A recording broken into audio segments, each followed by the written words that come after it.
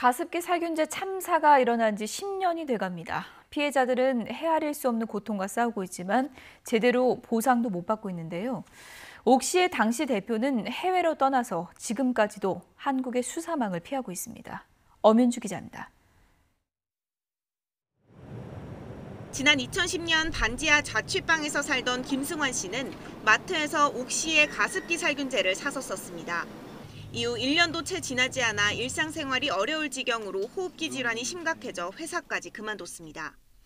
폐가 딱딱해지는 섬유화 증상으로 결국 양쪽 폐 이식 수술까지 받았습니다. 숨을 못 쉰다는 게 그렇게 고통스러운지도 몰랐고요. 숨을 못 쉬니까 화장실 가는 것부터 씻는 거 하나하나가 심지어 앉아있는 거마저도 숨이 가퍼갖고. 생후 8개월 된 셋째 아이를 위해 옥시 제품을 구매해 2003년부터 2년 동안 사용한 박수진 씨의 아픔도 이루 말할 수 없습니다. 세 아이 모두 천식의 아토피를 앓고 있고 박 씨 역시 재기능을 하는 폐 부위가 절반뿐입니다. 삼형제를 계속 병치레를 돌보다 보니까 그때 당시에는 그럴 제가 아파도 아프다고 할 수 있는 상황이 아니었어요. 그러니까 55%의 폐를 갖고 숨을 쉬는 거죠. 우후죽순 늘어나던 폐질환 환자들. 그 원인이 가습기 살균제였다는 정부의 조사 결과가 발표된 지 오는 8월 31일이면 꼭 10년이 되지만 피해자들은 여전히 고통 속에서 하루하루를 보내고 있습니다. 정부가 가습기 살균제 피해 구제법을 마련해 구제에 나섰지만 사건의 핵심 관계자인 거라부제인 전 옥시 대표에 대한 수사는 지지부진합니다.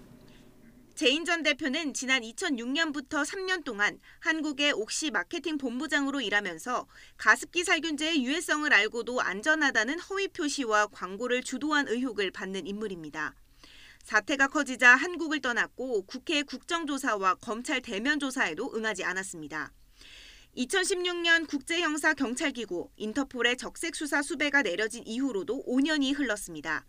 제인 전 대표가 지난해 인터폴의 적색 수배 해제까지 요청한 것으로 알려지면서 더욱 피해자들의 분노가 커졌습니다. 책임자가 버젓이 있는데도 소환 조사 한 번 못한 현실이 답답하기만 합니다.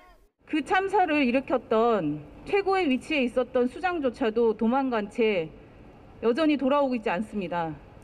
조사조차 받고 있지 않습니다. 그를 비호하고 있는 영국 본사는 도대체 무슨 생각으로 보다 못한 시민단체가 영국 옥시 본사에 한국 검찰 수사에 응하라고 촉구하는 공개 서한을 보냈습니다. 또 피해 인정자 전원에게 옥시가 배상해야 한다고도 목소리를 높였습니다. 정부가 인정한 가습기 살균제 피해자는 4,100여 명이지만 옥시가 배상해준 사람은 현재까지 600여 명에 불과하기 때문입니다. 옥시 영국 본사의 CEO가 결단을 내려서 최소한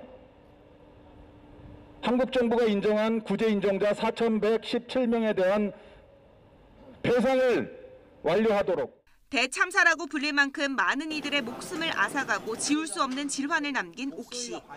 뻔뻔한 악덕 기업의 모습 그대로입니다. YTN 엄윤주입니다.